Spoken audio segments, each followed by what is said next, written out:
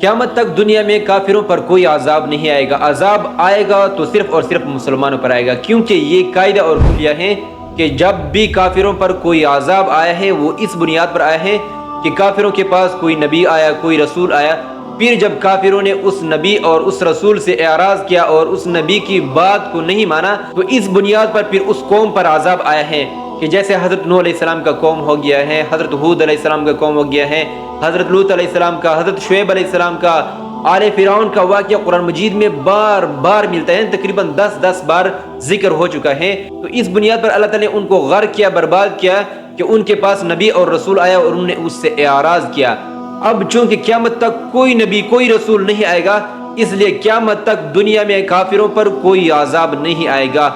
अज़ाब आएगा तो सिर्फ और सिर्फ मुसलमानों पर आएगा, क्योंकि हम मुसलमान दावत इस्लाम का करते हैं और अमल हमारा काफिराना है। नाम तो हम हज़रत मोहम्मद सल्लल्लाहु अलैहि वसल्लम का लेते हैं और इत्तिबा हम हज़रत मोहम्मद सल्लल्लाहु अलैहि वसल्लम के दुश्मनों का करते हैं। दावत तो हम अल्लाह और उसके रसूल सल्लल्लाहु अलैहि वसल्लम का करते हैं, लेकिन हमारी दोस्ती अल्लाह और उसके रसूल सल्लल्लाहु अलैहि वसल्लम के दुश्मनों के साथ है। तो अज़ाब असल आएगा मुसलमानों पर आएगा, क्योंकि हमारे कौल और फेल में तजाद है। आजकल के दौर में सबसे ज्यादा बड़ा मुजरिम जो है वो 5 वक्त नमाजी है।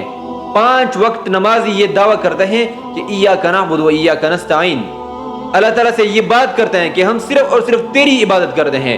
फिर जब इससे फारिग हो जाते हैं तो किस अमल में लग जाते हैं। तो इस पर अल्लाह ताला को सबसे ज्यादा गुस्सा आता है। अल्लाह ताला ने कुरान मजीद में फरमाया है कि लिम तक़तुलून मा ला तफ़अलून, कि तुम कहते क्यों हो जो करते नहीं हो, कहते तो कुछ और हो और करते कुछ और हो।